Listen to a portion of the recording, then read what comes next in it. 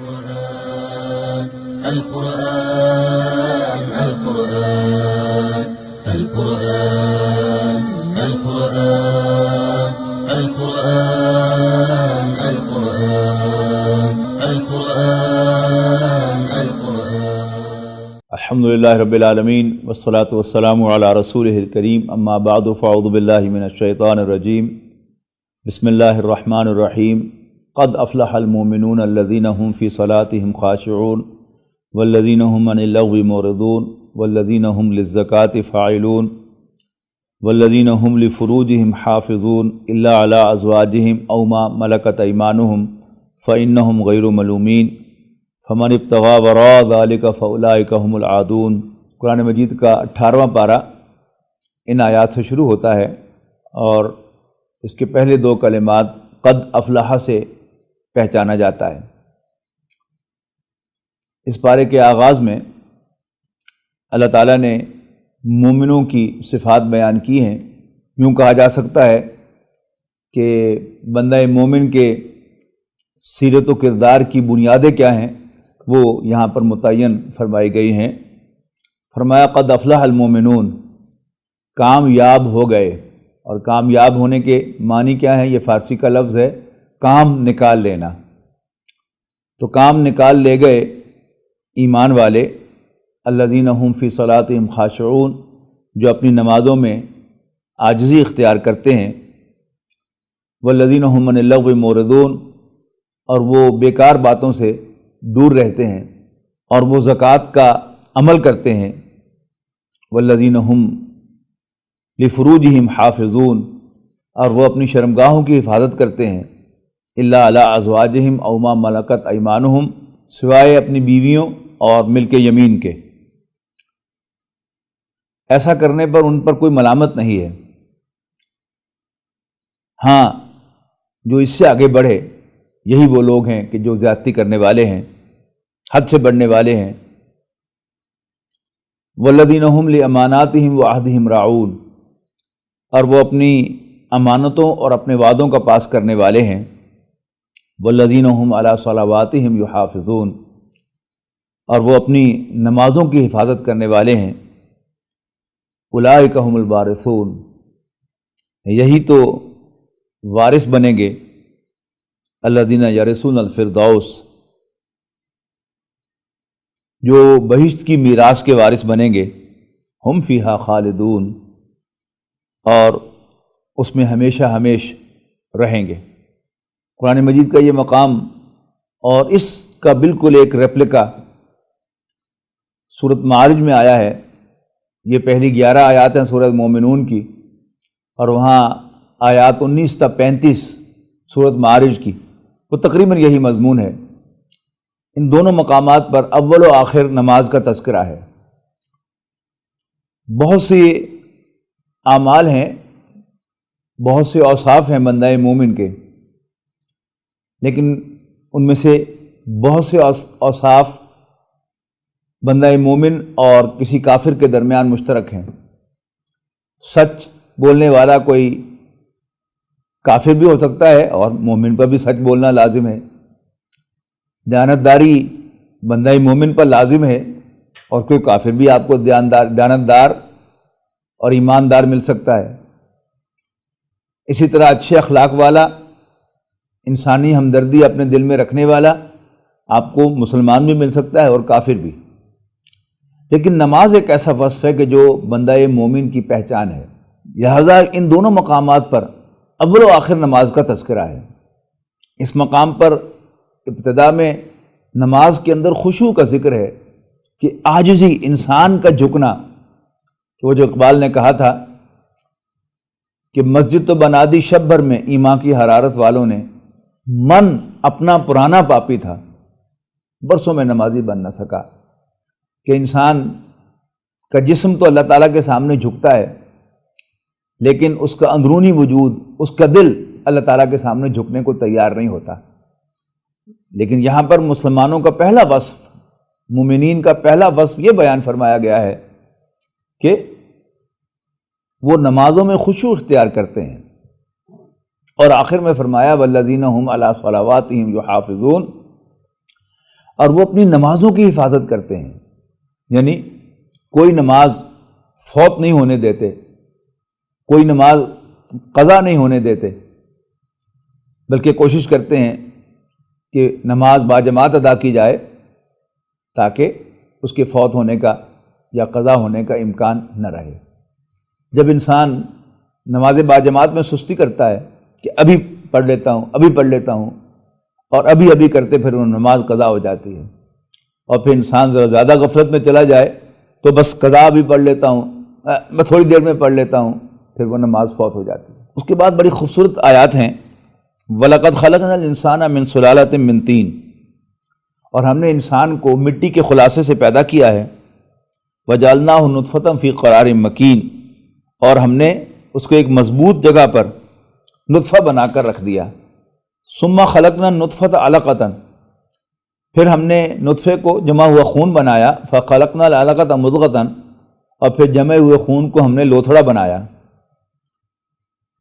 فَخَلَقْنَا الْمُضْغَةَ عِظَامًا، اور اس لوتھڑے میں ہڈیاں بنائیں، فَكَسَوْنَا الْعِظَامَ لَحْمًا، اور پھر ہم نے ان ہڈیوں کو گوشت پہنایا، ثُمَّ أَنشَأْنَاهُ خَلْقًا آخَرَ، اور پھر ہم نے اس کو ایک نئی صورت پہ دے دی۔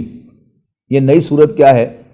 نبی اکرم صلی اللہ علیہ وسلم نے اس کا واضح طور پر ذکر فرمایا ہے کہ پہلے 40 دن انسان نطفے کی شکل میں ہوتا ہے اپنی ماں کے پیٹ میں، پھر وہ ایک جمع ہوا خون بنتا ہے 40 دن کے لیے، اور پھر وہ ایک لوتھڑا بنتا ہے 40 دن کے لیے، اور ثم انشأناہ خلقا آخر کو وہاں یہ بیان فرمایا گیا کہ پھر اللہ تعالیٰ ایک فرشتے کو حکم دیتا ہے کہ وہ اس کی روح کو لا کر اس کے اس زیر تعمیر جسم کے ساتھ ملحق کر دیتا ہے۔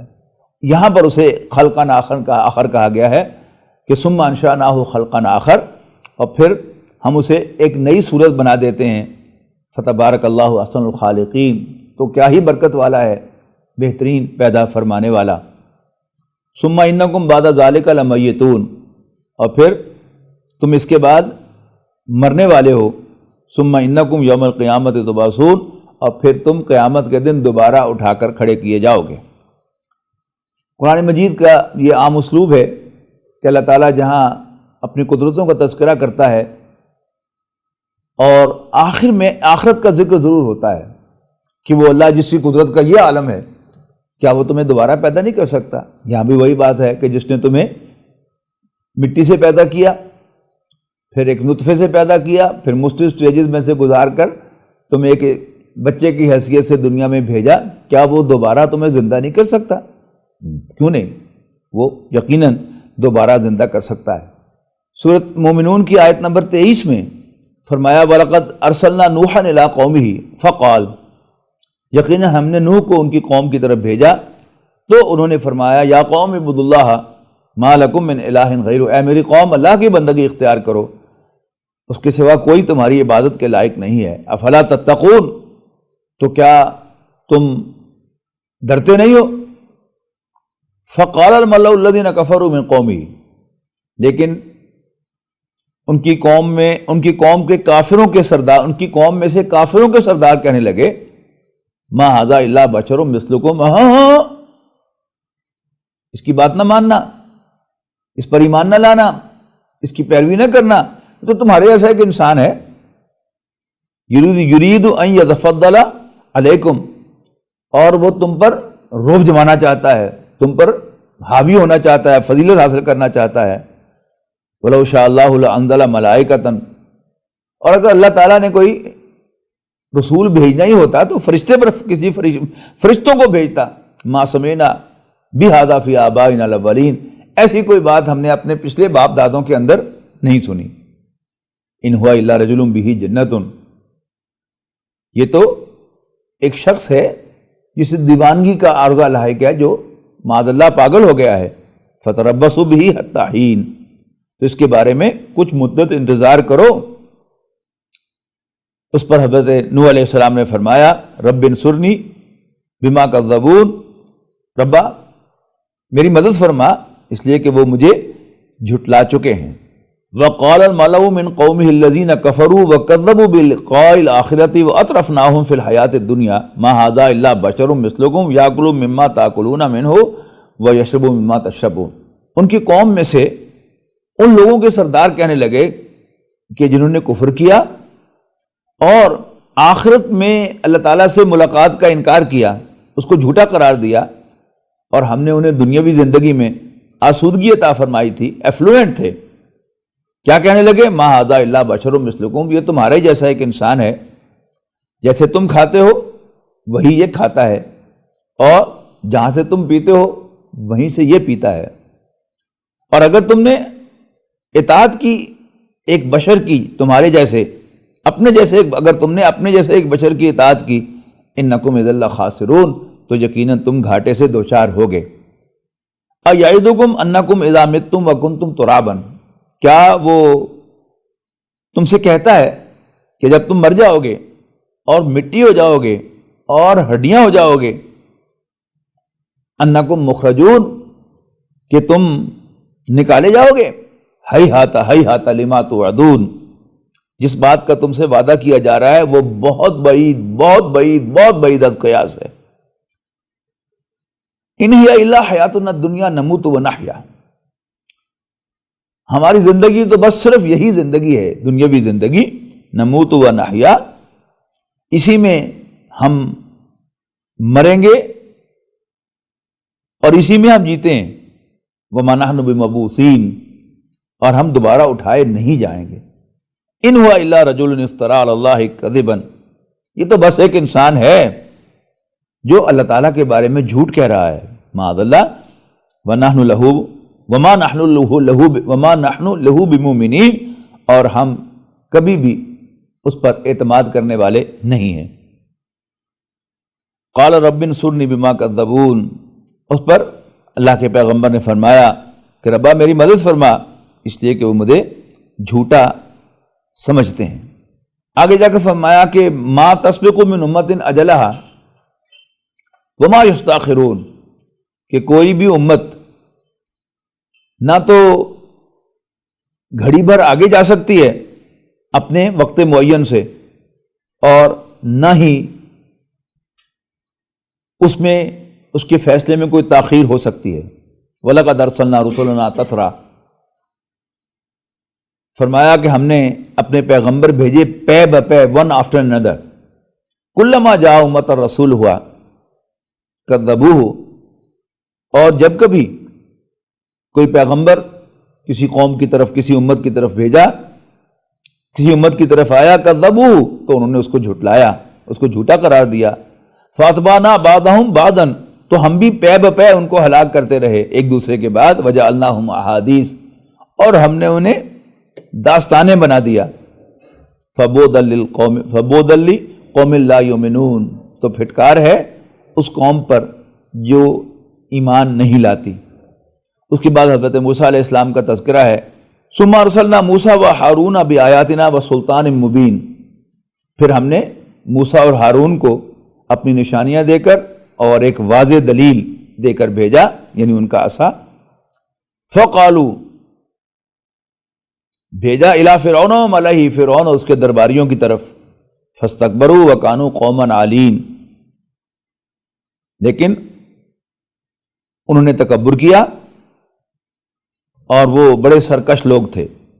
فقالو، وہ کہنے لگے، انؤمن لبشرین مثلنا، کیا ہم ایمان لائیں اپنے جیسے دو انسانوں پر؟ وقومہما لنا عابدون، جبکہ ان دونوں کی قوم ہماری غلام ہے. آگے جا کے فرمایا یا ایھا الرسل کلوا من الطیبات واعملوا صالحا، اے پیغمبرو پاک چیزوں میں سے کھاؤ اور نیک عمل کرو. انی بما تعملون علیم، یقیناً جو کچھ بھی تم کرتے ہو میں اسے جانتا ہوں. وَإِنَّ هَٰذِهِ أُمَّتُكُمْ أُمَّةً وَاحِدَةً، اور یہ تمہاری جماعت ایک ہی جماعت ہے. وَأَنَا رَبُّكُمْ فَاتَّقُونِ، اور میں تمہارا رب ہوں بس تم مجھی سے ڈرو. فتقطعوا، یعنی تمام پیغمبروں کی دعوت ایک تھی، ان سب کا پیغام ایک تھا، وہ سب اللہ تعالیٰ کی بندگی کی دعوت لے کر آئے تھے اور انہوں نے لوگوں کو غیر اللہ کی عبادت سے منع فرمایا۔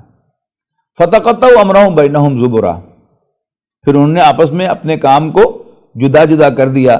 كُلُّ حِزْبٍ بِمَا لَدَيْهِمْ فَرِحُونَ، اور مختلف گروہوں نے مختلف جو دین کے سیگمنٹس تھے وہ پکڑ لیے اور اسی میں وہ خوش ہو گئے کہ بس ہمارا کام بن گیا۔ آیت نمبر 62 میں بڑی بنیادی بات فرمائی یاد رکھنے کے لائق، وَلَا نُكَلِّفُ نَفْسًا إِلَّا وُسْعَهَا، کہ ہم کسی شخص کو اکاؤنٹیبل نہیں ٹھہرائیں گے ایکسیپٹ ٹو ہز کیپیسٹی، مگر اس کی وسعت کے مطابق۔ وَلَدَيْنَا كِتَابٌ يَنطِقُ بِالْحَقِّ، اور ہمارے پاس ایک ڈاکیومنٹ ہے، ایک اعمال نامہ ہے جو سچ سچ بولے گا، وَهُمْ لَا يُظْلَمُونَ، اور ان پر کوئی زیادتی نہیں ہوگی۔ یعنی اللہ تعالیٰ نے انسانوں کو مختلف وسائل دیے ہیں، مختلف صلاحیتیں دی ہیں، ان کو مختلف ماحولوں کے اندر پیدا فرمایا ہے۔ سب کچھ اللہ تعالیٰ کے ہاں ریکارڈڈ ہے اور اللہ تعالیٰ ان سب کے مطابق ان سے محاسبہ کرے گا۔ جن لوگوں کے حالات میں مشکل ہے دین پر عمل کرنے کے اعتبار سے، اللہ تعالیٰ انہیں الاؤنس دے گا، لیکن جن کے لیے اللہ تعالیٰ نے دنیا میں آسانیاں پیدا کی ہیں ان کا محاسبہ سخت ہونے کا امکان ہے۔ اللہ تعالیٰ ہم سب کو اپنی بخشش سے نوازے۔ بل قلوبہم فی غمرۃ من ھذا، اصل بات یہ ہے کہ ان کے دل ان باتوں کی طرف سے غفلت میں ہیں جو ہم نے اپنے پیغمبروں کو دے کر بھیجی ہیں۔ وَلَهُمْ أَعْمَالٌ مِّن دُونِ ذَلِكَ هُمْ لَهَا عَامِلُونَ، اور وہ جو پیغمبر دعوت لے کر لائے ہیں، جو ہدایات لے کے آئے ہیں، ان سے ہٹ کر اعمال کرتے ہیں۔ حتیٰ اذا اخذنا مترفیہم بالعذاب اذا ہم یجارون، یہاں تک کہ جب ہم ان میں سے کھاتے پیتے لوگوں کو عذاب کی گرفت میں لیتے ہیں تو ان کی چیخیں نکل جاتی ہیں۔ کہا جائے گا اس روز لا تجاروا اليوم، آج تل ملاؤ مت، انکم منا لا تنصرون، آج تمہیں ہم سے کوئی مدد نہیں ملے گی۔ قد کانت آیاتی تتلی علیکم، ہماری آیات بھی تمہارے پاس تمہارے سامنے پڑھ کے سنائی جاتی تھی۔ فکنتم علی اعقابکم تنکصون تستکبرین بہ سامرا تہجرون، ہماری آیات جب تمہارے سامنے تلاوت کی جاتی تھی تم الٹے پاؤں پھر جایا کرتے تھے اور ان سے سرکشی کرتے تھے اور مشغول رہتے تھے بیہودہ بکواس میں۔ وَهُوَ الَّذِي أَنشَأَ لَكُمُ السَّمْعَ وَالْأَبْصَارَ وَالْأَفْئِدَةَ، اللہ تعالیٰ ہی تو ہے کہ جس نے تمہارے کان، آنکھیں اور دل بنائے۔ قَلِيلًا مَا تَشْكُرُونَ، لیکن تم بہت کم شکر ادا کرتے ہو۔ وَهُوَ الَّذِي ذَرَأَكُمْ فِي الْأَرْضِ وَإِلَيْهِ تُحْشَرُونَ، اور وہی تو ہے جس نے تمہیں زمین میں سے اگایا، اور وہی تو ہے جس نے تمہیں زمین میں سے پیدا کیا اور تم اسی کے حضور دوبارہ اکٹھے کیے جاؤ گے۔ وَهُوَ الَّذِي يُحْيِي وَيُمِيتُ وَلَهُ اخْتِلَافُ اللَّيْلِ وَالنَّهَارِ، اور وہی تو ہے جو زندگی عطا فرماتا ہے اور موت سے دوچار کرتا ہے، اور وہی رات اور دن کو الٹ پھیر کرتا ہے، رات اور دن کو آگے پیچھے لاتا ہے یا رات اور دن کو ایک دوسرے سے بدلتا ہے۔ افلا تعقلون، تو کیا تمہیں کوئی سینس نہیں ہے؟ بل قالوا مثل ما قال الاولون، لیکن انہوں نے وہی کہا جو پہلو نے کہا تھا۔ قالوا اذا متنا وكنا ترابا، کہنے لگے کیا جب بلا ہم مر جائیں گے اور مٹی ہو جائیں گے اور ہڈیاں ہو جائیں گے، اِنَّا لَمَبْعُوثُونَ، تو کیا ہم پھر دوبارہ اٹھائے جائیں گے؟ لَقَدْ وُعِدْنَا نَحْنُ وَآبَاؤُنَا هَذَا مِن قَبْلُ، اور اسی بات کا وعدہ ہم سے بڑے باپ دادوں سے بھی کیا گیا تھا۔ ان ھذا الا اساطیر الاولین، اور یہ تو بس صرف اگلی کہانیاں ہیں، ان کے اس کے سوا کوئی اور حقیقت نہیں ہے۔ قل لمن الارض ومن فیہا، ذرا ان سے پوچھو نا اے نبی صلی اللہ علیہ وسلم کہ کس کی ہے زمین، ومن فیہا، اور جو اس پر رہتے ہیں، whom they belong to، وہ کس کی ملکیت ہیں؟ ان کنتم تعلمون، اگر تم واقعی جانتے ہو۔ قرآن مجید میں یہ بات کئی مرتبہ دہرائی گئی ہے۔ اے نبی صلی اللہ علیہ وسلم، اگر آپ ان سے پوچھیں کہ بتاؤ بھلا آسمانوں اور زمین کو کس نے پیدا کیا، یعنی اس کائنات کو بنانے والا کون ہے؟ لَيَقُولُنَّ اللَّهُ، تو لازماً کہیں گے کہ اللہ تعالیٰ ہی۔ لیکن دوسرا سوال سورہ رعد میں آیا، قُلْ مَن رَبُّ السَّمَاوَاتِ وَالْأَرْضِ، ان سے پوچھو آسمانوں اور زمین کا رب کون ہے؟ قُلِ اللَّهُ، تم انہیں بتا دینا کہ آسمانوں اور زمین کا رب اللہ تعالیٰ ہے۔ لفظ اللہ عربی زبان میں اللہ تعالیٰ ہی کے لیے بنا تھا اور صرف اللہ تعالیٰ ہی کے لیے بولا جا سکتا تھا، بولا جا سکتا ہے، جیسے انگریزی میں کیپٹل جی والا گاڈ، یعنی انگریزی زبان میں دو گاڈ ہیں، ایک گاڈ وتھ اسمال جی، اس کی جمع بھی ہے اور اس کی فیمینن بھی ہے، اور پھر اس کی جمع بھی ہے، گاڈز اینڈ گاڈیسز، اور دوسرا ہے کیپٹل جی والا گاڈ جس کے ساتھ نہ اے لگتا ہے انگریزی محاورے میں، نہ دی لگتا ہے، لیکن لفظ رب عربی زبان میں اللہ تعالیٰ کے لیے نہیں بنا تھا۔ عربی زبان میں یہ لفظ مستعمل تھا آقاؤں کے لیے۔ اگر آپ نے یہ کہنا ہو کہ امیہ بن خلف حضرت بلال کا آقا تھا، انگریزی میں کہیں گے امیہ واز the lord of بلال رضی اللہ عنہ۔ عربی میں آپ کو کہنا پڑے گا کانا امیہ رب بلال، امیہ حضرت بلال رضی اللہ تعالیٰ عنہ کا رب تھا، مالک تھا، آقا تھا۔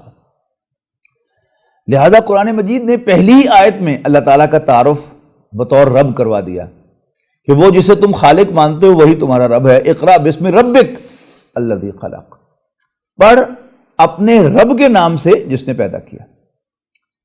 تو اب اسی سے وہ جھگڑا سارا کا سارا شروع ہوا۔ اب یہاں پر اللہ تعالیٰ کی اس حیثیت کی تکرار آ رہی ہے بار بار مختلف پہلوؤں سے۔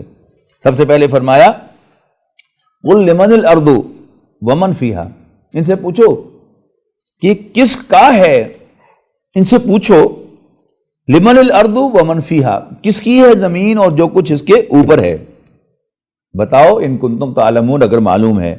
سیقولون للہ، تو کہیں گے اللہ کا، یعنی ایک ہے اللہ تعالیٰ کا رب ہونا، ایک ہے یہ ماننا کہ ہاں یہ اللہ کا ہے، لیکن لفظ رب جو خاص تھا ان کے آقاؤں کے لیے وہ اللہ تعالیٰ کے لیے استعمال کرنے کو تیار نہیں تھے، یعنی کہ اللہ تعالیٰ ہمارا رب ہے اور اللہ تعالیٰ آسمانوں اور زمین کا رب ہے، یعنی کچھ بچ بچا کے چلتے تھے۔ غور سے پڑھیے گا کہ ان سے پوچھو بھلا کس کا ہے جو کچھ بھلا کس کی ہے زمین اور جو کچھ اس زمین پر ہے، تو کہیں گے اللہ کا۔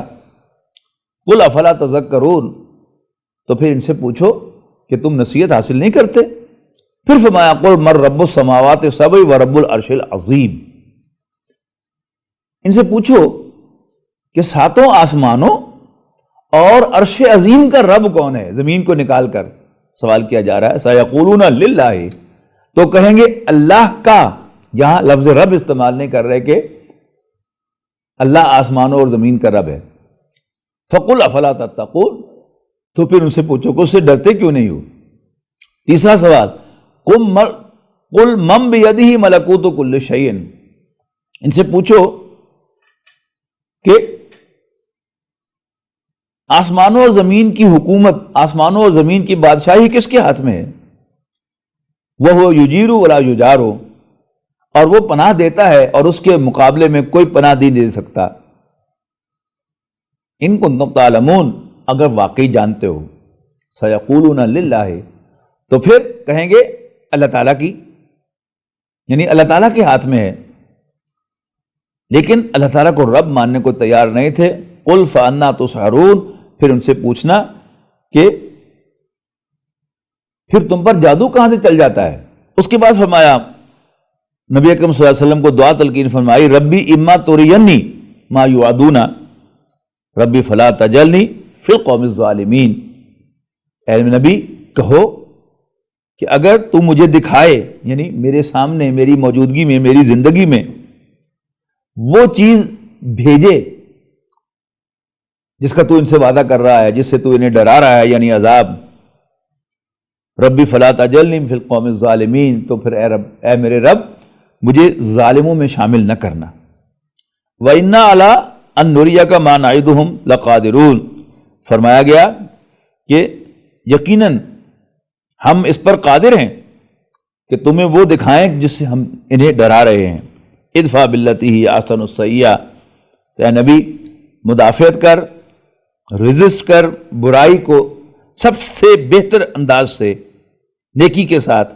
نحن اعلم بما یصفون، جو کچھ بھی یہ کہتے ہیں ہم اسے خوب جانتے ہیں۔ وقل ربی اعوذ بک من ہمزات الشیاطین، اور اے پیغمبر دعا کرتا رہے مجھ سے ان الفاظ کے ساتھ کہ اے میرے رب میں تیری پناہ، تیری پروٹیکشن میں آتا ہوں شیطانوں کے وسوسوں سے، واعوذ بک ربی ان یحضرون، اور میں اس سے بھی تیری پناہ میں آتا ہوں کہ وہ میرے پاس بھی آئیں۔ حتی اذا جاء احدہم الموت قال رب ارجعونی، یہ لوگ اس طرح غفلت میں رہیں گے یہاں تک کہ جب ان میں سے کسی کے پاس موت آ جائے گی تو کہا جائے گا، تو وہ کہے گا کہ اے میرے رب مجھے واپس دنیا میں بھیج دے، لعلی اعمل صالحا، شاید میں نیک عمل کروں، یعنی تاکہ میں نیک عمل کروں، فیما ترکت کلا، کہ جسے میں چھوڑ آیا ہوں میں وہاں نیک عمل کروں۔ فرمایا کلا، ہرگز نہیں، انہا کلمۃ ہوا قائلھا، یہ صرف ان کے منہ کی بات ہے۔ ومن ورائہم برزخ، اور ان کے پیچھے برزخ ہے، الی یوم یبعثون، اس دن تک کے لیے کہ جس دن وہ دوبارہ اٹھایا جائیں گے۔ فاذا نفخ فی الصور، پھر بگل بجایا جائے گا، سور پھونکا جائے گا۔ فلا انصاب بینہم یومئذ ولا یتساءلون، تو ان کی تمام قرابتیں ختم ہو جائیں گی، رشتہ داریاں ختم ہو جائیں گی، ریلیشنز ڈراپ ہو جائیں گے، اور وہ ایک دوسرے کا حال بھی نہ پوچھ سکیں گے۔ اس صورت کا اختتام بڑے خوبصورت انداز میں آخرت کے اس بات پر ہے، افحسبتم انما خلقناکم عبثا وانکم الینا لا ترجعون، کیا تم سمجھتے ہو کہ ہم نے تمہیں بیکار پیدا کیا ہے؟ یعنی انسان اگر غور کرے تو وہ اس نتیجے پر پہنچتا ہے کہ جہاں تک بھی اس کائنات کی اس کی نظر جاتی ہے، یعنی پوری زمین تو اس کے سامنے ہے ہی ہے، اس کی زمین پر وہ چلتا ہے، اس کے پہاڑوں پر وہ چڑھتا ہے، اس کے دریاؤں اور سمندروں میں وہ کشتیاں بھی چلاتا ہے اور تیرتا بھی ہے، اور اس کی فضاؤں میں آج انسان اڑتا بھی ہے، اور یہ سورج ہو یا چاند، یہ سب اس کی سروس میں لگے ہوئے ہیں۔ گویا یہ سب کچھ میرے لیے پیدا کیا گیا ہے، لیکن ایک اہم سوال ہے کہ پھر میں کس کے لیے پیدا کیا گیا ہوں؟ اگر میں یہ ایزیوم کروں، اگر میں یہ فرض کروں، اگر میں یہ سمجھوں کہ میں بس مر کے مٹی ہو جاؤں گا اور مجھ سے کوئی سوال جواب نہیں ہوگا، تو اس کا مطلب یہ ہے کہ جو سب کچھ میرے لیے پیدا کیا گیا وہ ہے، وہ سب اگر میں بیکار ہوں تو وہ سب بھی بیکار ہے۔ یعنی اگر میں سمجھوں کہ مر کے مٹی ہو جاؤں گا تو پھر وہ سب کچھ، یعنی میں بیکار ہوں، میرا کوئی مقصد نہیں ہے، تو یہ پوری کائنات جو میرے لیے بنی ہے وہ سب بھی بیکار شمار ہوگی، ایسا ہو نہیں سکتا۔ تو کیا تم یہ سمجھتے ہو اے انسانوں کہ ہم نے تمہیں بیکار پیدا کیا ہے، اور یہ کہ تم ہماری طرف لوٹائے نہیں جاؤ گے؟ فتعال اللہ الملک الحق، یہاں نوٹ کیجیے گا لفظ ملک آیا ہے، اللہ تعالیٰ کا نام بادشاہ۔ جب بھی کوئی بہت ہی گریوس واقعہ پیش آتا ہے تو ہر شخص کی زبان پر آتا ہے، نہیں کوئی پوچھنے والا نہیں، کوئی بچوں کے ساتھ درندگی کرتا ہے، بے گناہ عورتوں اور بچوں کو قتل کرتا ہے، یا بے گناہ انسانوں کو موت کے گھاٹ اتارتا ہے، کوئی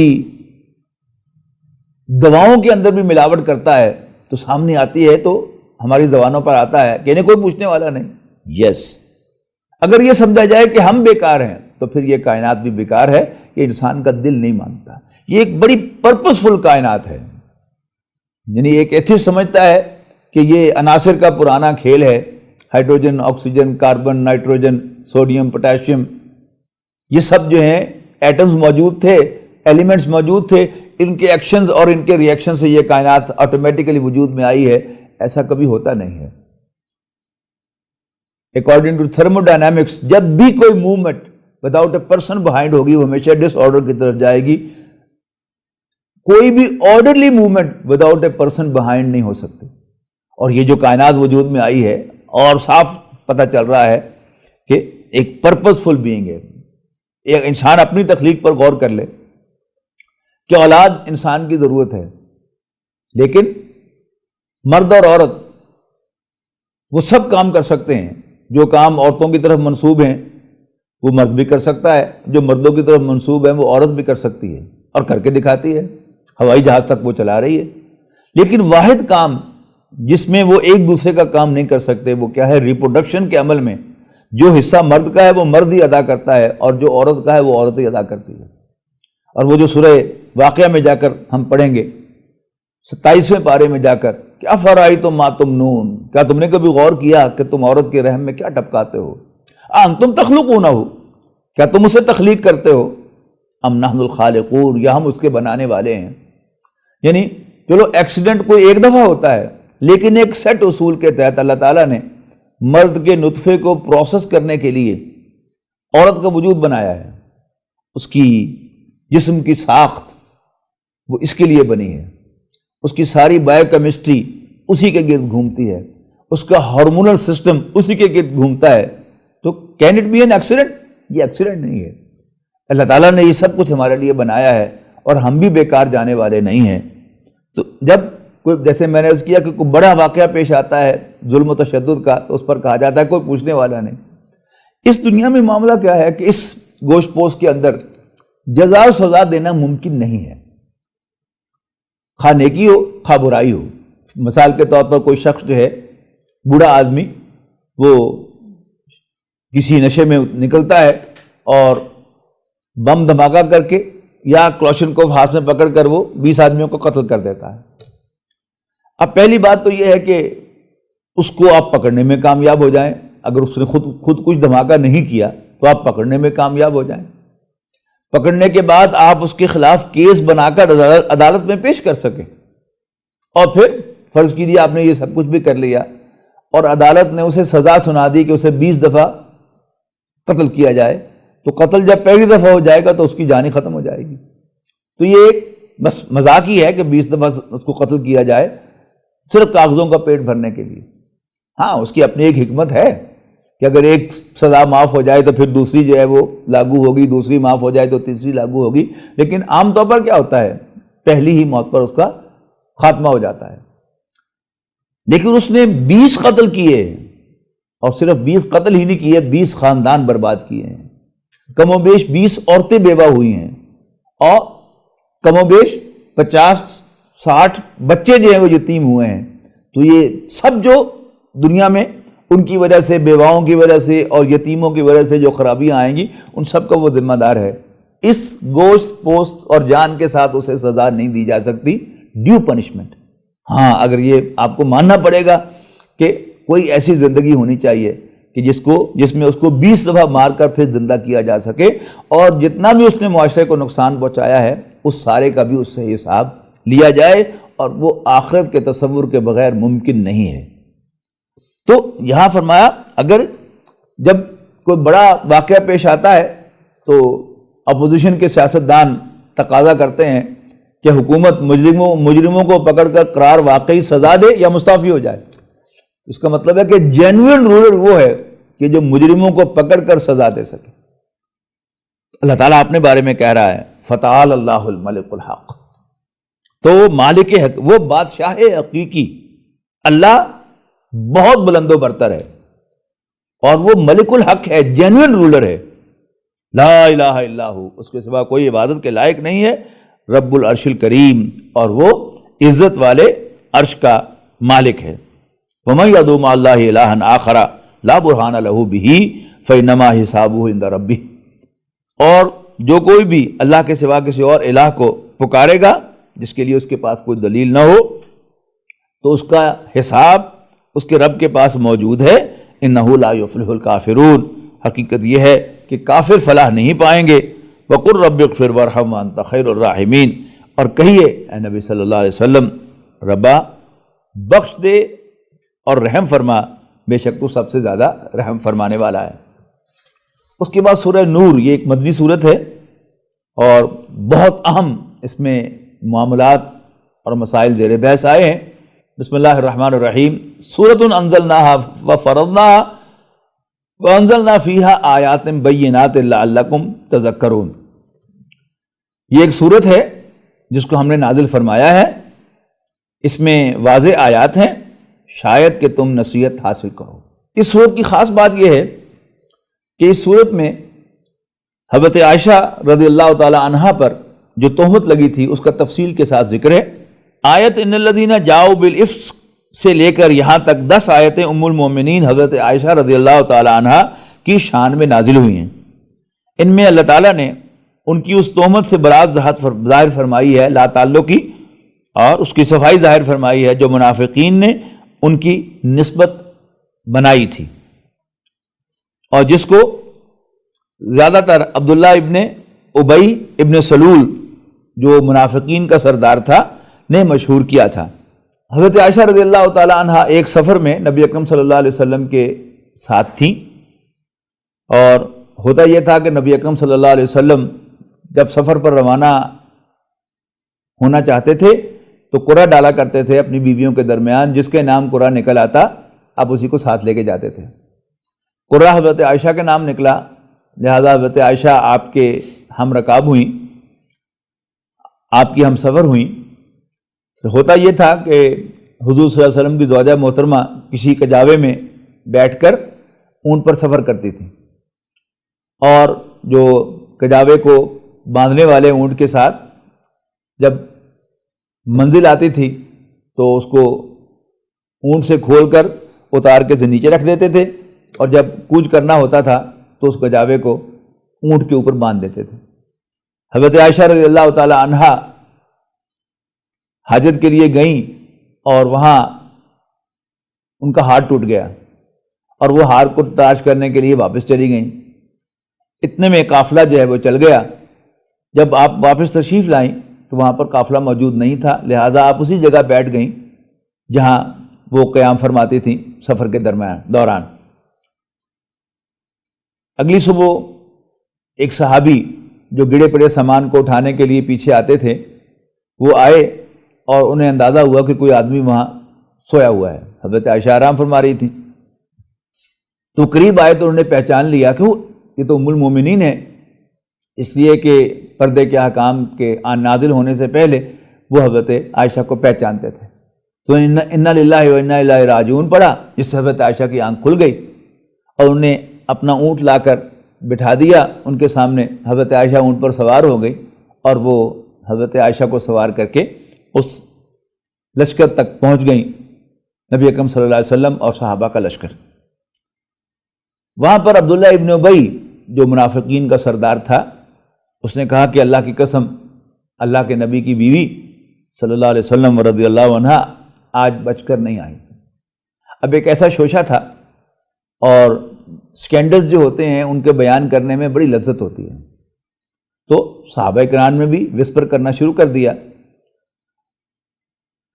حضرت ابوبکر رضی اللہ تعالیٰ عنہ کا ایک بھانجا جس کی انہوں نے بڑی امداد کی ہوئی تھی، وہ اس معاملے میں پیش ہوا، اس لیے کہ حضرت عائشہ بہرحال ان کی کزن تھی، اور اپنے قریبی رشتہ دار کے بارے میں انسان کچھ زیادہ ہی بے احتیاطی کرتا ہے اور لذت لیتا ہے، اس لیے کہ اس کی 2 حیثیتیں ہیں حضرت عائشہ کے ساتھ۔ ام المومنین تو سب کی ہیں، لیکن اس کی وہ کزن بھی ہیں، تو ایک برابری کا سا معاملہ ہوتا ہے اور ایک تقدس کا معاملہ نہیں ہوتا۔ بہرحال اللہ تعالیٰ نے پھر حضرت عائشہ رضی اللہ تعالیٰ عنہ کی برات میں یہ 10 آیات نازل فرمائی، اور نبی اکرم صلی اللہ علیہ وسلم پر واضح کیا، صحابہ کرام کو ڈانٹا کہ تمہیں زیب نہیں دیتا تھا کہ تم اپنے پیغمبر کے گھر والوں کے بارے میں یہ بات سنتے، اور تم یہ کہنے کی بجائے کہ یہ بہتان ہے تم اس پہ دلچسپی لیتے اور اس کو ایک ریومر کی طرح اڑاتے۔ بہرحال حضرت عائشہ رضی اللہ تعالیٰ عنہ کی برکت سے بہت سے مسائل، بہت سے احکام امت کو یہاں پر مل گئے، اور حضرت عائشہ رضی اللہ تعالیٰ عنہ کی عظمت جو ہے اس میں بہت اضافہ ہوا کہ ان کے لیے قرآن مجید کی 10 آیات نازل ہوئیں۔ اللہ رب العالمین ان کے فیور میں بولا، اور اس نے اپنے پیغمبر پر وحی فرمائی، تو یہ ان کے لیے بہت بڑا اعزاز تھا کہ جو صرف انہی کو نصیب ہوا ازواج مطہرات میں سے۔ ایک اصولی بات یہاں پر کہی کہ ان الذین یرمون المحصنات الغافلات المؤمنات لعنوا فی الدنیا والآخرہ، یقیناً وہ لوگ کہ جو پاک دامن بھولی بالی مومن عورتوں پر تہمتیں لگاتے ہیں، دنیا اور آخرت میں ان کے لیے ان پر لعنت ہے اور ان کے لیے بہت بڑا عذاب ہے۔ جس دن یعنی وہ دن یاد کرو، قیامت کا دن، جب ان کی زبانیں ان کے خلاف گواہیاں دیں گی اور ان کے ہاتھ اور پاؤں ان کے خلاف گواہیاں دیں گے ان کی کرتوتوں پر۔ پھر ایک اصولی بات فرمائی کہ گندی عورتیں گندے مردوں کو زیب دیتی ہیں اور گندے مرد گندی عورتوں کی شایان شان ہیں، جبکہ پاک عورتیں پاک مردوں کے لیے ہیں اور پاک مرد پاک عورتوں کے لیے ہیں۔ کہ مسلمانوں کو یہ تو یقین ہے نا کہ نبی اکرم صلی اللہ علیہ وسلم اللہ کے رسول ہیں، پاک ترین انسان ہیں، تو انہیں یہ سینس ہونا چاہیے کہ ان کی بیگم بھی، ان کی گھر والی بھی یقیناً پاک ہوگی۔ اور پھر نیک مردوں اور عورتوں کے بارے میں فرمایا اولئک مبرؤون مما یقولون، وہ مبرہ ہیں، بلند ہیں اس سے جو ان کے بارے میں یہ لوگ کہہ رہے ہیں۔ لہم مغفرۃ و رزق کریم، ان کے لیے بخشش بھی ہے اور عزت والی روزی بھی۔ اے ایمان والو لا تدخلوا بیوتا غیر بیوتکم حتی تستأنسوا وتسلموا علی اہلہا، اے ایمان والو مت داخل ہو ان گھروں میں جو تمہارے نہیں ہیں یہاں تک کہ تم ان کے ساتھ کوئی انس حاصل کر لو اور ان پر سلام بھیج لو، یہ تمہارے لیے بہتر ہے تاکہ تم نصیحت حاصل کرو۔ اس کے بعد پھر گھر ہی کے ریفرنس سے گھر کے اندر جو سطر کے احکام ہیں ان کا تذکرہ فرمایا۔ قل للمؤمنین یغضوا من ابصارہم، اے نبی مومن مردوں سے کہہ دیجئے کہ وہ اپنی نگاہوں کو نیچے رکھا کریں، یعنی گھر کے اندر بہو، بیٹی، بہن، یہ سب جو ہیں وہ گھر کے کام کاج بھی کریں گی، کام کرتے ہوئے کہیں انہیں جھکنا بھی پڑے گا، کام کرتے ہوئے کہیں انہیں بازو بھی چڑھانے پڑیں گے، کبھی ذرا اپنا پائنچا بھی تھوڑا سا اٹھانا پڑے گا۔ تو مردوں کو چاہیے کہ وہ اپنی نگاہوں کو نیچے رکھیں، وَيَحْفَظُوا فُرُوجَهُمْ، اور اپنی شرمگاہوں کی حفاظت کریں، یعنی تیبند جو ہے وہ اس طرح نہ باندھ کے پھریں یا لیٹیں کہ جس سے ان کا سطر ننگا ہو۔ مرد کا سطر جو ہے وہ گھٹنے سے لے کر اس کی ناف تک یا ناف سے لے کر اس کے گھٹنے تک ہے، تو یہ کسی بھی صورت میں ایکسپوز نہیں ہونا چاہیے سوائے انسان کی بیوی کے یا ملک یمین کے۔ ذالک ازکی لہم، یہ ان کے لیے زیادہ پاکیزگی کی بات ہے۔ ان اللہ خبیر بما یصنعون، اور جو کچھ بھی وہ کرتے ہیں اللہ تعالیٰ اس سے باخبر ہے۔ اس کے بعد ایک تفصیلی آیت عورتوں کے لیے رہنمائی کی، عورتوں کی رہنمائی کے لیے نازل ہوئی۔ نبی اکرم صلی اللہ علیہ وسلم سے فرمایا گیا مومن عورتوں سے بھی کہہ دیجئے کہ وہ بھی اپنی نگاہ نیچی رکھا کریں، یعنی فرض کیجئے گھر میں مرد کا سطر ننگا ہو ہی گیا ہے تو پھر وہاں سے نظر ہٹائیں اور نگاہ نیچی رکھیں۔ وَيَحْفَظْنَ فُرُوجَهُنَّ، اور وہ بھی اپنی شرمگاہوں کی حفاظت کیا کریں۔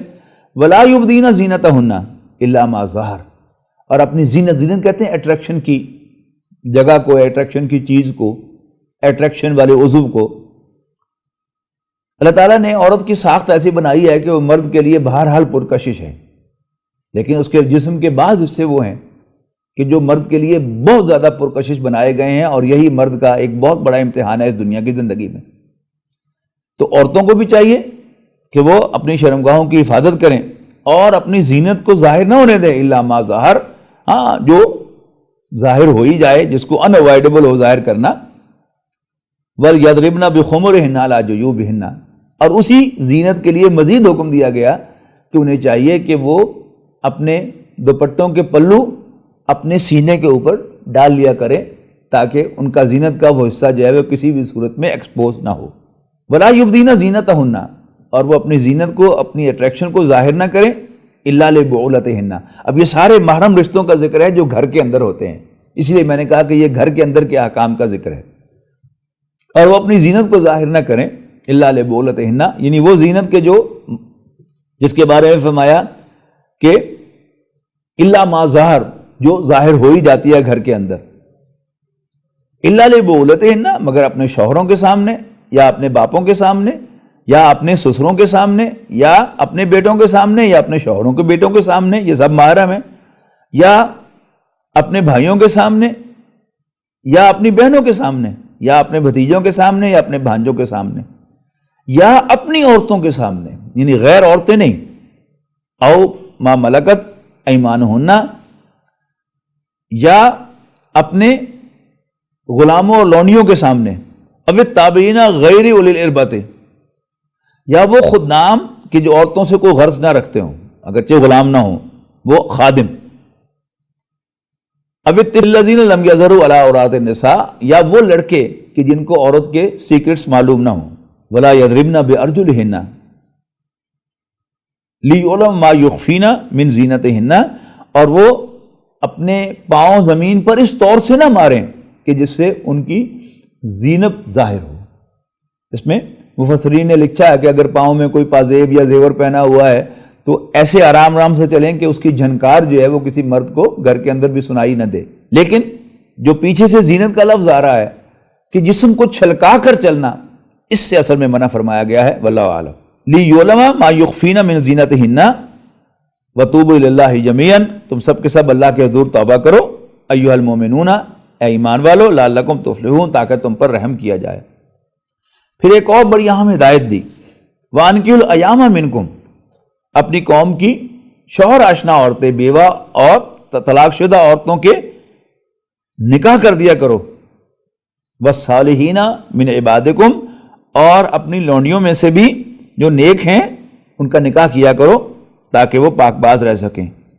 ان یکونوا فقراء، اور اگر وہ مفلس ہوں گے، یغنیہم اللہ من فضلہ، اللہ تعالیٰ اپنے فضل سے انہیں غنی کرے گا، واللہ واسع علیم، اللہ تعالیٰ وسعت والا جاننے والا ہے۔ سورہ نور کا 5واں رکوع قرآن مجید کے مشکل ترین مقامات میں سے ہے اور بہت اہم ہے ہدایت کے قانون کو بیان کرنے کے لیے۔ اللہ تعالیٰ نے انسان کو ایک جسمانی فزیکل وجود دیا ہے جو مٹی سے بنا ہے، اور یہ مٹی ہی کی چیزیں کھاتا ہے، پودے وہ بھی مٹی میں سے نکلتے ہیں، اور جانور جن کا یہ گوشت کھاتا ہے وہ بھی مٹی ہی میں سے اگنے والی خوراک کو کھاتے ہیں۔ تو انسان بھی ایک حیوانی وجود ہے، مٹی کا بنا ہوا، لیکن اس حیوانی وجود کے ساتھ اللہ تعالیٰ نے ایک سافٹ ویئر انسٹال کیا ہے، اور وہ ہے انسان کا قلب۔ یعنی ایک قلب وہ ہے کہ جو ہمیں نظر آتا ہے ان آنکھوں کے ساتھ دھڑکتا ہوا، وہ خون پمپ کرتا ہے، لیکن احادیث سے معلوم ہوتا ہے، قرآن مجید میں سے بھی اس کا ثبوت ملتا ہے۔ سورۃ حج میں ہم پڑھ کے آئے ہیں، انھا لا تعمی الابصار ولکن تعمی القلوب التی فی الصدور، کہ یہ آنکھیں اندھی نہیں ہوا کرتی، اندھے وہ دل ہو جایا کرتے ہیں جو سینوں کے اندر ہیں۔ اور نبی اکرم صلی اللہ علیہ وسلم نے بھی ارشاد فرمایا، التقوی ہاہنا، التقوی ہاہنا، التقوی ہاہنا، خوف خدا یہاں ہوتا ہے، تو خوف خدا یہاں ہوتا ہے، خوف خدا یہاں ہوتا ہے۔ تو فرمایا اللہ نور السماوات والارض، اللہ تعالیٰ آسمان اور زمین کے لیے روشنی کی مانند ہے، کہ اگر اللہ تعالیٰ کو مان لیا جائے تو یہ کائنات روشن نظر آتی ہے، اگر اللہ کا انکار کیا جائے تو پھر یہ اندھیر نگری چوپٹ راج ہے جس کا کوئی والی وارث نہیں ہے۔ تو انسان کے دل کی مثال دی اس کے بعد کہ مثل نوری ہی، اللہ کے نور کی مثال مفسرین نے الفاظ معذوف مانے ہیں فی قلب المومن، بندہ مومن کے دل میں۔ تو یہاں بندہ مومن کے دل کو ایک شیشے سے تعبیر کیا گیا ہے جس کے اندر ایک چراغ رکھا ہوا ہے، اور وہ چراغ جو ہے وہ ایک تاک کے اندر رکھا گیا ہے۔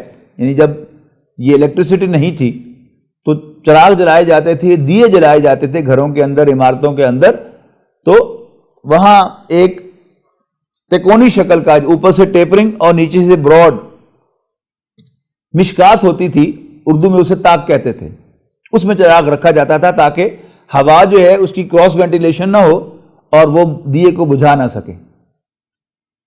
مزید اس کو روشنی کو بڑھانے کے لیے اور اس کو ہوا سے بچانے کے لیے اس پر شیشے کی چمنی رکھی جاتی تھی۔ اب اس کا ذکر ہو رہا ہے کہ اللہ تعالیٰ نے تمام انسانوں کو ایک دل دے کر بھیجا ہے جو صاف اور شفاف ہے، لیکن وہ جو تاک ہے جس کے اندر وہ چراغ رکھا ہوا ہے وہ میٹیریل ہے، اور جو میٹیریل اثرات ہیں وہ اس شیشے کے اوپر پڑتے ہیں، میٹیریل اثرات کیا ہیں؟ وہ حیوانی خواہشات ہیں. یہ جسم اس کو بھوک لگتی ہے، کھانے کو مانگتا ہے، اسے پیاس لگتی ہے، پینے کو مانگتا ہے، اسے غصہ آتا ہے، ریٹیلیٹ کرنا چاہتا ہے، اور اس کے اندر جنسی خواہش ہے جس کے لیے یہ کسی جنس مخالف کے ساتھ تعلق قائم کرنا چاہتا ہے. اندر انسان کے اس جو جسے چراغ کیا گیا ہے، کہا گیا ہے، وہ روح ہے. اللہ تعالیٰ نے جو انسان کے اندر پھونکی ہے وہ کیا ہے؟ وہ اللہ تعالیٰ کا ایک نور ہے جو انسان کو خیر اور شر کی تمیز دیتا ہے کہ نہیں نہیں یہ ماں ہے، یہ بیٹی ہے، اس کی طرف نہیں دیکھنا. ابھی ہم پڑھ کے آئے. اسی طرح نہیں، یہ مال تیرا نہیں ہے، اگر تم کھاؤ تو تمہارے پیٹ کی آگ بجھ سکتی ہے، لیکن یہ تیرا نہیں ہے، تیرے بھائی کا ہے، مت ہاتھ لگاؤ اس کو. اسی طرح تمہیں پیاس لگی ہے لیکن یہ پانی جو ہے وہ گندا ہے، اس میں پیشاب کے قطرے پڑے ہوئے ہیں، وغیرہ وغیرہ. یہ کیا ہے؟ یہ انسان کا کامن سینس ہے، جس کو ہم کامن سینس کہتے ہیں. اللہ تعالیٰ نے انسان کے دل میں وہ چراغ روشن کیا ہے جو اس کو راستہ دکھاتا ہے. اور روشنی کا فنکشن کیا ہوتا ہے؟ روشنی وہ توانائی ہے جس کی موجودگی میں ہم دیکھ سکتے ہیں. اور کسی بھی چیز کو دیکھنے کے لیے باہر روشنی اور پھر دیکھنے کے لیے ایک صاف ٹھیک بینائی والی آنکھ اور ایک اچھے دماغ کی ضرورت ہوتی ہے کہ جو اس میں سے کنکلوژن نکال سکے، جو امیج اس تک پہنچا ہے اس کو پروسیس کر کے بتا سکے انسان کو کہ یہ کیا ہے. اس کے پیچھے جو ہے وہ انسان کا دل ہے. اگر وہ بھی صاف اور شفاف ہوگا تو پھر انسان کو تمام جو حقائق ہیں وہ اس پر لکھے ہوئے نظر آتے ہیں.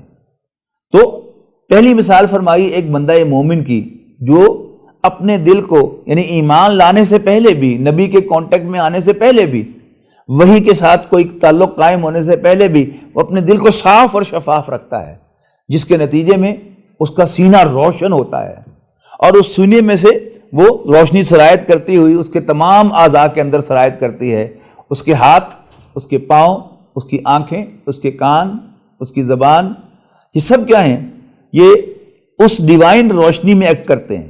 اللہ تعالیٰ کا دیا ہوا جو اس کو کامن سینس اللہ تعالیٰ نے عطا فرمایا ہے، جو اللہ تعالیٰ نے اس کے اندر روح ڈالی ہے، اس کی بنیاد پر وہ عمل کرتے ہیں.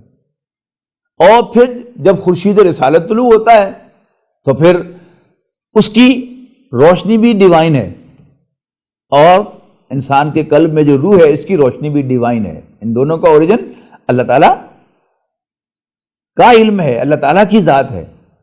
اللہ تعالیٰ ہی نے روح کو پیدا فرمایا ہے، اور یہاں اللہ تعالیٰ اس کو اپنا نور قرار دے رہا ہے. اور پیغمبر جو وحی لے کے آتا ہے اس کا اوریجن بھی اللہ تعالیٰ ہی کی ذات ہوتی ہے. تو پھر دونوں روشنیاں ان کی ویو لینتھ میچ کرتی ہے تو پھر ریزوننس پیدا ہوتا ہے. اسے یہاں فرمایا نور علی نور. اس کا سینہ پہلے بھی روشن تھا، اور جب وحی کی روشنی ایڈ ہوتی ہے تو اس پہ ریزوننس پیدا ہوتا ہے، روشنی پر روشنی ہو جاتی ہے، اور پھر وہ اللہ کے لیے نکل پڑتا ہے. جیسے حضرت ابوبکر رضی اللہ تعالیٰ عنہ سب سے پہلے مردوں میں سے ایمان لائے، اور پھر اصحاب عشرہ مبشرہ میں سے 6 افراد وہ ہیں کہ جو حضرت ابوبکر صدیق رضی اللہ تعالیٰ عنہ کی دعوت پر ایمان لائے ہیں. اس کے مقابلے میں اس رکوع کے آخر میں ایک مثال بیان فرمائی کہ وہ لوگ کہ جو اللہ تعالیٰ کی دی ہوئی اس روشنی کی قدر نہیں کرتے، بلکہ باہر سے جو سینے سے اور جسم سے جو حیوانی خواہشات تھی انہیں پالتے رہتے ہیں، ان کی پیروی کرتے رہتے ہیں، جس سے ان کا شیشہ جو ہے، شیشہ دل سیاہ ہو جاتا ہے، اور اس کے روح کی روشنی جو ہے وہ پھر جسم میں سرایت نہیں کرتی. اور جب اللہ تعالیٰ کا نور وحی کی صورت میں طلوع ہوتا ہے تو پھر اس کو بھی وہ پہچان نہیں سکتے. تو وہ کیا ہے؟ اس کی مثال دی کہ وہ ایسا اندھیرا ہے کہ جیسے جو کسی گہرے سمندر میں جب اوپر بادل بھی چھائے ہوئے ہوں اور تہ بتہ پانی بھی ہو، جو اندھیرا ہوگا ویسا اندھیرا جو ہے وہ انسان کے سینے میں ہوتا ہے، یہاں تک کہ وہ اپنا ہاتھ بھی نکالے تو اسے دیکھ نہ پائے. درمیان میں مثال دی ہے کہ کافر بھی کچھ نیک اعمال کرتے ہیں. ان کی مثال کیا ہے؟ سراب کی سی ہے کہ وہ سمجھتے ہیں کہ ہم بڑی نیکیاں کما رہے ہیں، لیکن جب وہ قیامت کے دن اٹھیں گے تو کچھ بھی نہیں ہوگا، اور اللہ تعالیٰ ان کا حساب چکا دے گا. اس کے بعد فرمایا الم تری ان اللہ یسجی سحابا ثم یؤلف بینہ ثم یجعلہ رکاما فتری الودق یخرج من خلالہ. کیا تم نے نہیں دیکھا کہ اللہ تعالیٰ ہی بادلوں کو چلاتا ہے، پھر ان کو آپس میں ملا دیتا ہے، اور پھر ان کو تہ بتہ کر دیتا ہے. اور تم دیکھتے ہو کہ بادل کے بیچ میں سے می برستا ہے. وَيُنَزِّلُ مِنَ السَّمَاءِ مِن جِبَالٍ فِيهَا مِن بَرَدٍ، اور آسمان میں جو اولوں کے پہاڑ ہیں ان سے اولے نازل ہوتے ہیں، اور پھر اللہ تعالیٰ جس پر چاہتا ہے اس کو برسا دیتا ہے اور جس کو چاہتا ہے اس سے بچا لیتا ہے. یکاد سنا برقی یذهب بالابصار، اور جو بادل میں بجلی ہوتی ہے اس کی چمک آنکھوں کو خیرہ کر کے، تباہ کر کے، ڈیمیج کر کے ان کی بینائی کو اچک کر لے جاتی ہے. یقلب اللہ اللیل والنہار، یقلب اللہ اللیل والنہار، اللہ تعالیٰ الٹرنیٹ کرتا ہے رات اور دن کو. ان فی ذلک لعبرۃ لأولی الابصار، یقیناً اس میں دیکھنے والوں کے لیے عبرت کا سامان ہے. اس کے بعد فرمایا انما کان قول المؤمنین اذا دعوا الی اللہ ورسولہ لیحکم بینہم ان یقولوا سمعنا واطعنا. یقیناً جب اللہ اور اس کا رسول مومنوں کو بلائیں کہ ان کے درمیان فیصلہ کریں تو ان کے لیے صرف ایک ہی بات کہنے کی ہے کہ وہ کہیں کہ ہم سنتے اور مانتے ہیں. وَأُولَٰئِکَ هُمُ الْمُفْلِحُونَ، اور ایسے ہی مومن فلاح پانے والے ہیں. وَمَن يُطِعِ اللَّهَ وَرَسُولَهُ وَيَخْشَ اللَّهَ وَيَتَّقْهِ، اور جو کوئی اطاعت کرے گا اللہ اور اس کے رسول کی اور اللہ سے ڈرے گا اور اسی سے ناراضگی سے بچنا چاہے گا، فَأُولَٰئِکَ هُمُ الْفَائِزُونَ، تو ایسے ہی لوگ کامیاب ہونے والے ہیں. اس کے بعد آیت نمبر 55 میں ایک بڑی خوبصورت خوشخبری دی گئی اہل ایمان کو کہ اللہ تعالیٰ نے وعدہ فرمایا ہے تم میں سے جو ایمان لانے والے اچھے عمل کرنے والے ہیں ان سے کہ اللہ تعالیٰ لازماً انہیں زمین میں خلافت عطا فرمائے گا جیسے اس نے پہلوں کو خلافت عطا فرمائی تھی. اور اس کا مصداق صحابہ کرام بھی ہیں جن کو اللہ تعالیٰ نے زمین پر غلبہ عطا فرمایا اور انہیں اللہ کی حکمرانی قائم کی. اور پھر قرب قیامت پر جب حضرت عیسیٰ علیہ السلام تشریف لائیں گے اور حضرت مہدی ان سے پہلے یہاں موجود ہوں گے اللہ کے دین کے لیے جد و جہد کرتے ہوئے، پھر خلافت قائم ہوگی اور اللہ تعالیٰ کی حکمرانی زمین پر قائم ہوگی. اس صورت کے آخر میں اجتماعیت میں اجازت کا قانون بیان کیا گیا ہے. فرمایا مومن تو بس وہ ہیں جو ایمان لائیں اللہ اور اس کے پیغمبر صلی اللہ علیہ وسلم پر، اور جب کبھی وہ ان کے ساتھ ہوں کسی اجتماعی کام میں لم یذهبوا، کبھی وہاں سے نہیں جاتے حتیٰ یستاذنوہ، یہاں تک کہ وہ نبی اکرم صلی اللہ علیہ وسلم سے اجازت طلب کر لیں. اور آج دنیا میں یہی اصول ہے، باس جو ہے اس کی اجازت لے کر جانا پڑتا ہے. حالانکہ بعد میں آنے والے جو باسز ہیں وہ رسول تو نہیں ہوتے، لیکن امپلائمنٹ کا اصول بھی یہی ہے اور کسی آرگنائزیشن کا اصول بھی یہی اگر ہوگا کہ امیر کی اجازت سے وہاں سے ہلنا ہوگا تب تو وہ آرگنائزیشن ایک اسٹرانگ آرگنائزیشن بنے گی، ورنہ وہ ہجوم مومنین ہوگی یا لوگوں کا ہجوم ہوگا جو کچھ اچیو نہیں کر سکتے. آخر میں فرمایا الا ان للہ ما فی السماوات والارض، آگاہ ہو جاؤ کہ آسمانوں اور زمین کی ہر شے اللہ تعالیٰ ہی کی ہے. قد یعلم ما انتم علیہ، اسے خوب معلوم ہے کہ تم کس حال میں ہو. اللہ تعالیٰ کو یہ بتانے کی ضرورت نہیں ہے کہ وہ I am in problem, I am in fix, اللہ تعالیٰ کو سب معلوم ہے. لہذا ہمیں اللہ تعالیٰ کی دین کے لیے جد و جہد جو ہے وہ اٹموسٹ کرنی چاہیے کہ کوئی کمی نہ رہ جائے. انسان اپنے آپ کو کہیں الاؤنس دے کر دین کی محنت سے جی نہ چرا لے، کنی نہ کترا لے. وَيَوْمَ يُرْجَعُونَ إِلَيْهِ، اور جس دن وہ سب اس کے حضور لوٹائے جائیں گے، فَيُنَبِّئُهُم بِمَا عَمِلُوا، تو اللہ تعالیٰ ان کی کرتوتیں انہیں جتلائے گا. وَاللَّهُ بِكُلِّ شَيْءٍ عَلِيمٌ، اللہ تعالیٰ ہر چیز کا علم رکھنے والا ہے. سورۃ مومنون اور سورۃ النور کے بعد 19ویں پارے سورۃ مومنون اور سورۃ نور کے بعد 18ویں پارے میں سورۃ فرقان کی بھی 20 آیات شامل ہیں.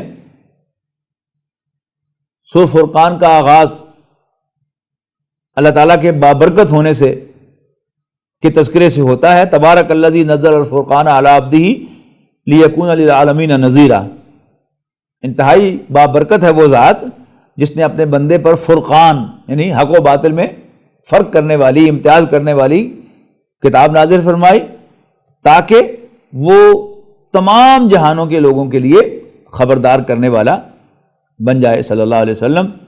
الذی لہ ملک السماوات والارض، وہ اللہ کہ جو جس کی بادشاہی آسمانوں اور زمین پر ہے، ولم یتخذ ولدا، اور اس نے کسی کو بیٹا نہیں بنایا، ولم یکن لہ شریک فی الملک، اور نہ ہی کہ اس کی بادشاہی میں اس کا شریک ہے، وخلق کل شیء فقدرہ تقدیرا، اور اس نے ہر چیز کو پیدا کیا اور اس کا ایک اندازہ مقرر فرمایا۔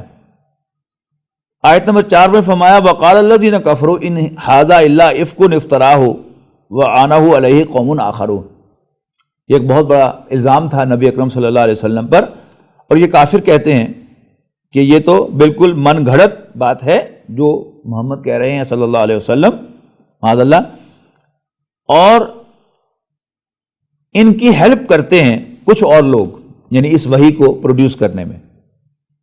فقط جاؤ ظلمم وزورا، اور یہ لوگ ایسا کہنے سے ظلم اور جھوٹ پر اتر آئے ہیں، یہ اللہ تعالیٰ کی طرف سے فرمایا گیا، اس پر تبصرہ۔ وقالوا اساطیر الاولین، اور یہ کہتے ہیں کہ یہ اولڈ لیجنڈز ہیں، پرانی کہانیاں ہیں۔ قل انزلہ الذی یعلم السر فی السماوات والارض، اے نبی کہہ دو صاف صاف ان سے کہ اس کو نازل فرمایا ہے اس ہستی نے جو آسمانوں اور زمین کے تمام رازوں سے واقف ہے، انہ کان غفور الرحیمہ، یقیناً وہ تو بخشنے والا مہربان ہے۔ وقالوا ما لی ھذا الرسول یاکل الطعام ویمشی فی الاسواق، اور یہ کہتے ہیں کہ یہ کیسا پیغمبر ہے کہ جو کھانا کھاتا ہے اور بازاروں میں گھومتا ہے، گلیوں میں گھومتا ہے۔ لولا انزل علیہ الیہ ملک فیکون معہ نذیرا، اس کے ساتھ کوئی فرشتہ نازل کیوں نہ کیا گیا جو اس کے آگے آگے ہٹو بچو کرتا، یعنی کسی بھی جگہ پر جب کوئی ڈگنیٹری آتا ہے تو پھر پہلے سے اس کی اطلاع ہوتی ہے، لوگ ہٹو بچو کر رہے ہوتے ہیں، تو یہ تو ہماری طرح عام گلیوں میں گھومتا پھرتا ہے، کھاتا پیتا ہے، یہ پیغمبر کیسے ہو سکتا ہے؟ او یلقا الیہ کنز، یا اس پر کوئی خزانہ نازل کیا جاتا، او تکون لہو جنت، یا اس کا کوئی باغ ہوتا، یاکل منہ، جس میں سے یہ کھاتا۔ وقال الظالمون ان تتبعون الا رجلا مسحورا، اور یہ ظالم کہتے ہیں کہ تم تو بس ایک جادو زدہ شخص کی پیروی کر رہے ہو۔ انظر کیف ضربوا لک الامثال، اے نبی دیکھو تو صحیح، غور تو کرو کیسی کیسی مثالیں تمہارے بارے میں بیان کر رہے ہیں۔ فضلوا، اور وہ بھٹک چکے ہیں۔ فلا یستطیعون سبیلا، اور اب ان کے راہ راست پر آنے کا بھی کوئی امکان نہیں ہے۔ اس پارے کی آخری آیت میں فرمایا گیا وما ارسلنا قبلک من المرسلین الا انہم لیاکلون الطعام، یعنی ان کی باتوں کا جواب دیا گیا کہ نبی ہم نے آپ سے پہلے بھی جتنے رسول بھیجے ہیں وہ سب کے سب کھانا کھایا کرتے تھے، ویمشون فی الاسواق، اور گلیوں میں گھوما کرتے تھے، وجعلنا بعضهم لبعض فتنة، اور ہم نے تمہیں ایک دوسرے کے لیے آزمائش بنایا۔ اتصبرون، تو کیا تم صبر کرو گے؟ وکان ربک بصیرا، اور تمہارا رب دیکھنے والا ہے، یعنی فوری طور پر جو عذاب نہیں آ رہا اس کا یہ مطلب نہیں ہے کہ اللہ تعالیٰ بے خبر ہے، نہیں، اللہ تعالیٰ دیکھ رہا ہے، اس کی اپنی حکمت ہے، اس کی اپنی پلاننگ ہے، اس کی اپنی ٹائمنگز ہیں جن کے مطابق وہ مہلت دیتا ہے اور جس کے مطابق وہ پکڑ کرتا ہے۔ بارک اللہ لی و لکم فی القرآن العظیم ونفعنی و ایاکم بالآیات و ذکر الحکیم۔